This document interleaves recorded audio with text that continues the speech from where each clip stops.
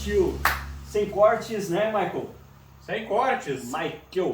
Sem corte, sem censura? Sem censura, é isso aí. Pessoal, seguinte, pro canal aí que eu fiz, né, um canal sobre o ramo imobiliário, sobre dificuldades que as pessoas têm, sobre dúvidas. Então a gente está trazendo vários assuntos, tá? Há pouco a gente falou com um advogado que trouxe algumas informações, né? E agora eu estou aqui com o Michael Scherer. O Michael Scherer é um dos arquitetos paisagistas mais conceituados aqui da nossa região. Também não deixe de compartilhar, de curtir esse vídeo, né? E passar para frente, né, a informação que é muito preciosa. Michael, nós vamos falar um pouquinho hoje dos primeiros passos depois que a pessoa adquire o terreno, certo? Adquirir um terreno, qual é o procedimento dela? Ela vem no arquiteto, ela vai na prefeitura, então assim, para o pessoal entender um pouco mais como é que acontece isso.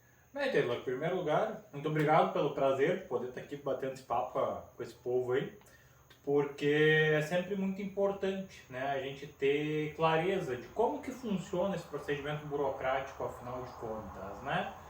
E muitas pessoas têm dúvidas, afinal de contas, como que funciona um projeto de arquitetura?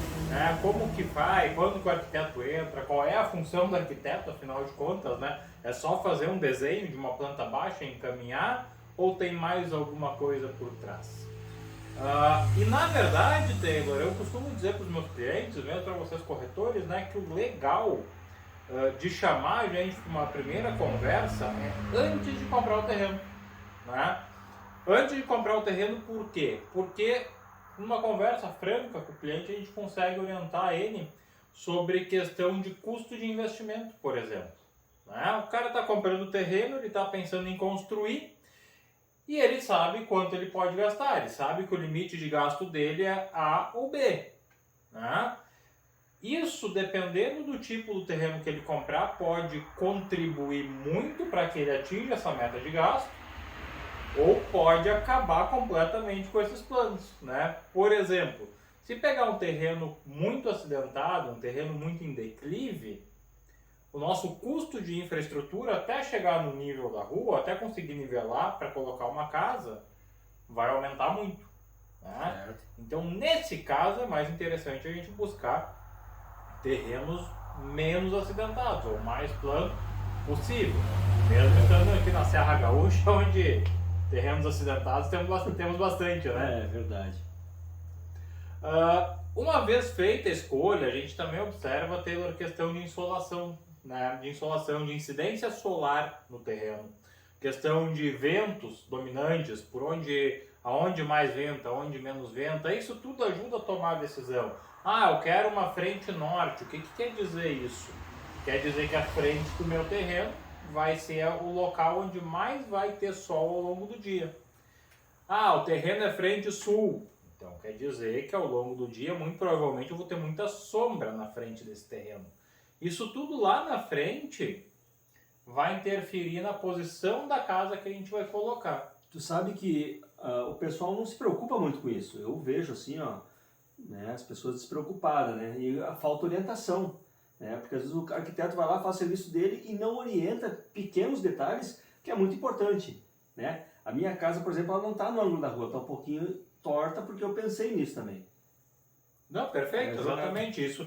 Isso acontece muitas vezes, quando vocês fazem um exercício que é muito legal, dêem uma caminhada na rua e comecem a observar como que algumas casas são implantadas. Vocês vão perceber que tem algumas casas que são um retângulo perfeito, e estão posicionados com a frente, com a porta da casa alinhada com a rua.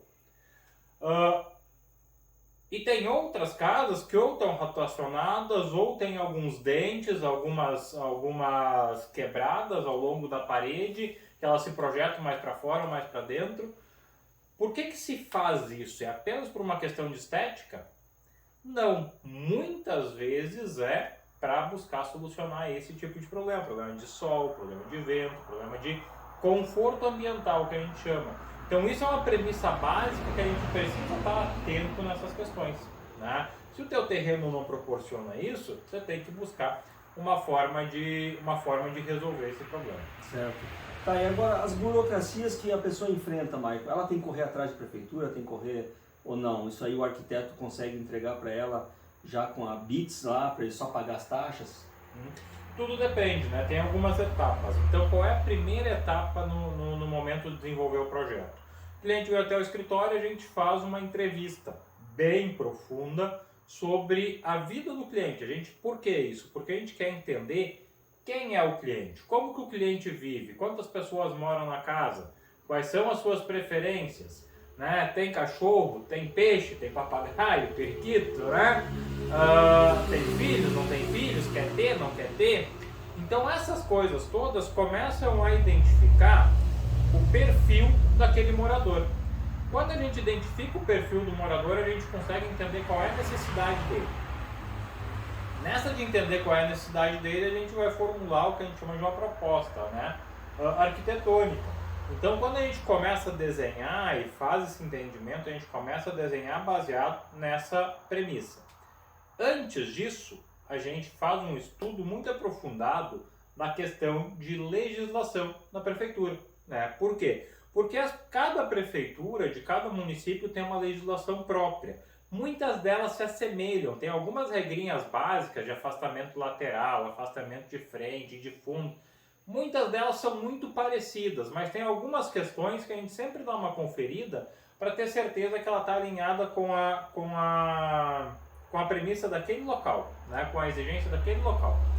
A gente faz todo o projeto pensando tanto na funcionalidade, na estética, na segurança da edificação, pensando no bem-estar do cliente, mas também faz pensando nessa questão burocrática, para que ele não se incomode depois. Uma vez feito o projeto, apresentado o projeto para o cliente, ele aprovou o projeto, a gente fez as correções que eventualmente ele pediu, batemos o martelo, aí sim é o momento de chegar à prefeitura. Quando a gente encaminha o projeto para a prefeitura, o projeto já sai de dentro do escritório com toda a documentação necessária, né? Então tem requerimento para o prefeito, tem os cálculos de área, os índices urbanísticos que a gente chama, que é o quanto eu posso ocupar do terreno, quanto eu posso impermeabilizar daquele terreno, toda a documentação do cliente que precisa ser anexada no processo, a gente já coleta e já coloca junto, já recolhe todas as assinaturas, a gente já emite todos os documentos de responsabilidade técnica e civil que a gente precisa emitir, né, que é junto ao conselho, no nosso caso o CAL, né? A gente emite a anotação de responsabilidade técnica, que chama, emite isso, deixa toda a pasta pronta e encaminha na prefeitura, a gente faz o protocolo na prefeitura. No momento que a gente protocola na prefeitura, dependendo da cidade no momento, em algumas cidades é no momento, em outras cidades vem alguns dias depois. Aqui em Nova Petrópolis, por exemplo, a gente já informa a quantidade de metragem quadrada e já informa para a prefeitura qual vai ser o custo, dos tributos que o cliente vai precisar pagar para eles. Nesse momento eles fazem uma conferência e emitem uma guia de pagamento. A gente entrega para o cliente, ele faz o pagamento. Esse processo de protocolo a gente pode fazer ou o cliente mesmo pode fazer. Não necessariamente precisa ser a gente. Normalmente a gente faz, quando é aqui em Nova Petrópolis, aqui na região, a gente acaba fazendo essa função também. Quando é projetos mais longe, daí a gente encaminha, passa para o cliente e ele mesmo faz o protocolo lá. Protocolamos na prefeitura. Qual é o procedimento? Vai para análise legal. Aí funciona lá, ele tramita basicamente dentro de duas secretarias. Secretaria de Planejamento Urbano, né, que é quem vai olhar o projeto arquitetônico de fato, se aquilo que a gente projetou condiz com a legislação, se a questão sanitária está sendo atendida, a questão de espaço, de iluminação, o tamanho da janela, tudo está de acordo com o tamanho da área projetada. E uma outra secretaria que dá uma olhada no projeto também é a Secretaria de Meio Ambiente. Por quê? Porque a gente precisa informar se tem algum conflito ambiental que vai gerar aquele projeto. Por exemplo, eu tenho 5 árvores que precisam ser abatidas desse terreno para poder construir essa casa. Em paralelo ao projeto de arquitetura, é encaminhado um projeto de licenciamento ambiental, e aí é desenvolvido também pelo profissional adequado para isso, daí não é por nós, mas em paralelo é encaminhado para a Secretaria do Meio Ambiente poder aprovar. Aprovou tudo ali, finalizou o processo, carimba, recebe, começa a obra e daí vai para adiante. Então, pessoal, dúvidas que se tem, né? Que a gente, como às vezes quer construir, a gente não tem uma ideia.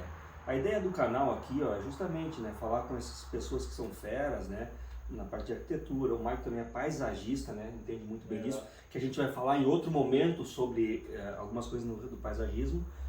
É poder esclarecer para você, né, Maicon? Deixar tudo muito claro. Então, aí, ó, deixa um abraço, continue ligado, curta, compartilhe. Isso aí, um grande abraço e até a próxima, se Deus quiser. É isso aí.